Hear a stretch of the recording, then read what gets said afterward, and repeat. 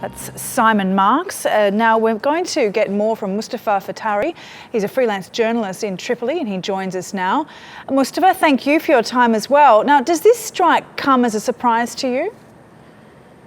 No, actually it does not. Actually, it's what was expected over the last 2 months or so.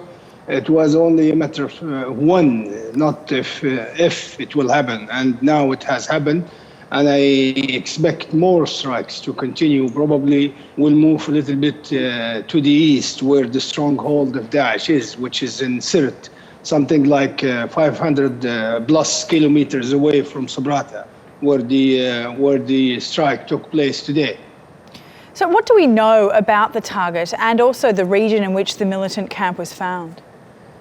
Well, if time would allow, first of all, the attack did not take place in Sabratha itself. Actually, it took place in one of the districts outside Sabratha, the outskirts of Sabratha, a small village called Souq al-Alaiga, which is about 10 kilometers away from the center of Sabratha itself, which is about 65 kilometers from west of Tripoli. That's the first thing. The second thing, from the information I gathered in Tripoli and looking at the pictures, I think we should be a little bit cautious here because, first of all, it does not look like a training camp. Sabratha, as far as I know, I visited the town, the city about a couple of months ago, and it does not have identifiable training location or a camp for Daesh. What it has actually is safe houses, and this looks like one of those safe houses. And the town itself, Sabratha itself, has always been staging a place, if you like, for helping potential fighters who want to join Daesh in Sirte. Who are coming through Libya's western borders with Tunisia. They come to Sabratha. They get fixed with the local environment. They get local money, Libyan currency. They get falsified documents, of course, passports and so on and so forth. And then some kind of coaching how to move on to Sirte and get the taxi and all this kind of thing. I doubt it very much. I really doubt it very much if there is a training camp for Daesh in Sabratha. And from the pictures also, this looks like a safe house more than training camp or anything of that sort. Mustafa, from what I understand, this particular region is quite a strategic area. Does the political environment or landscape in Libya make way for jihadist groups perhaps to flourish, for want of a better term, I suppose? And how would you describe America's commitment to challenging terrorism in Libya?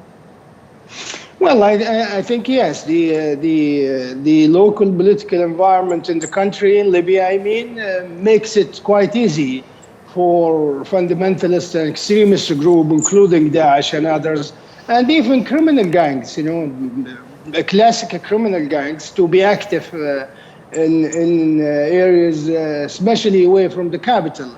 The reason why, because there is no central government in the country now since the NATO toppled the former regime 5 years ago, plus security apparatus, which used to be very strong in Libya pre-2011, are in shambles.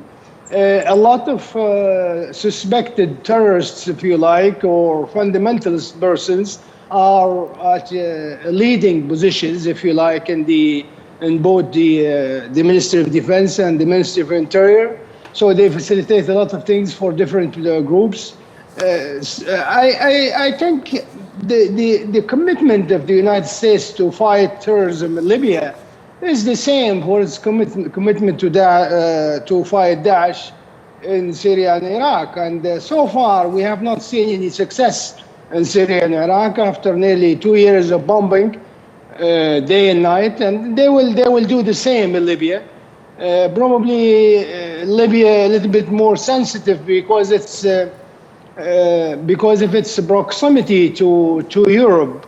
So I think the Americans are serious about this, but how much they can really do I really doubt it, so far. And this particular strike will have very little impact in what Daesh can do in Sirte, something like 500 kilometers away.